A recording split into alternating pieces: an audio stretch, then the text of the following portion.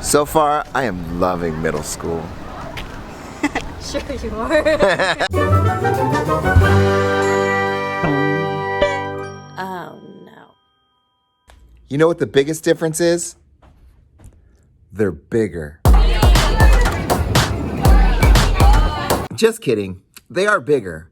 But I think the biggest difference between teaching fourth grade and teaching middle school is that the teaching is way more about the social, emotional than it is about getting through curriculum. At least for me. So our middle school counselor said that the high school caseload is out of control. Like they cannot help the amount of students that need support. They just can't support them. There's too many of them. I think identifying that this is a problem is definitely a great step in the right direction. But going forward, we have to give these kids strategies so that they can deal and cope with the problems that they're facing. So one of the things that my district has provided to all the teachers is this training in this thing called Calm Classroom. It's these 3-minute exercises that are designed to develop self-awareness, focus, and self-resiliency. And at first it seems really weird to be doing these things. Today we are going to practice a technique called feeling the breath. The maturity level of the kids that we're dealing with is not fully developed at this point. Actually, no, I prefer having school. How do you guys feel about that?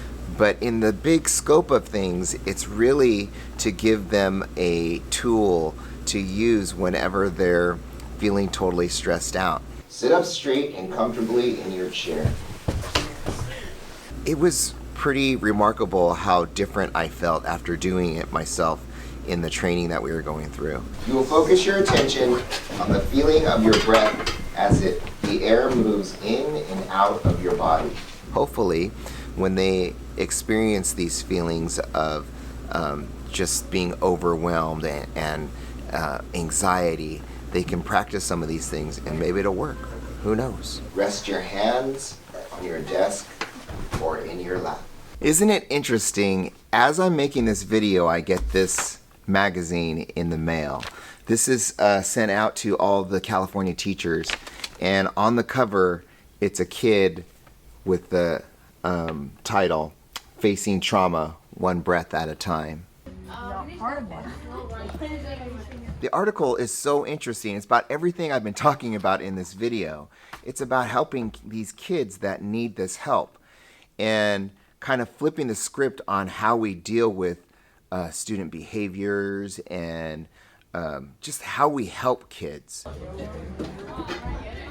Obviously, this is something that not only myself but other educators are seeing as something that's super important and something that you and I should address and take on proactively.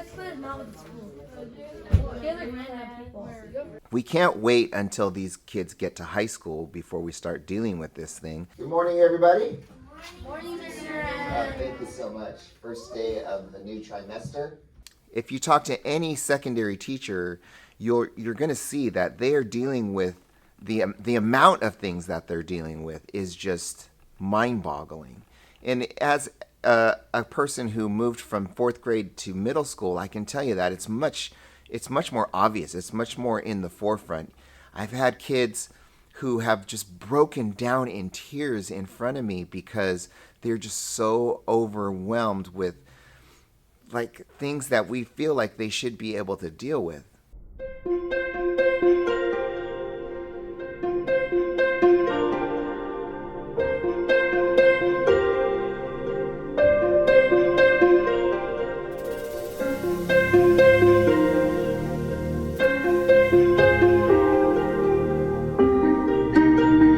But if you think about like the growth mindset is such a huge thing in education. But the whole premise behind it is kids that are able to deal with setbacks. right? They have a growth mindset.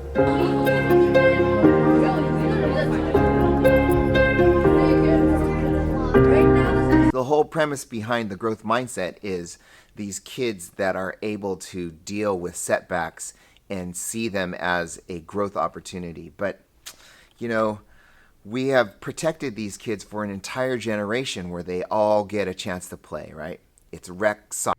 How was your weekend? Let's hear about somebody's weekend. Sashan. Soccer.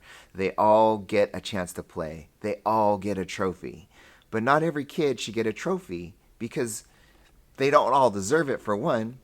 But also, you never have to deal with setbacks. They never learn how to problem solve. And so we're dealing with the repercussions of that now. What are we going to do, you guys? What are we going to do? This is not something we can just sweep under the rug, right? We have to deal with these things. So I'll link this article below. It goes into depth on how this one entire school district and school has dealt with the trauma that these kids are dealing with. Please take the survey. Let me know in the comments below what you guys are doing in your own classroom to address these problems that these kids are going through right now, because we together can probably make a difference in a kid's life. My name is Darin Nakakihara. I'm a middle school teacher from Southern California.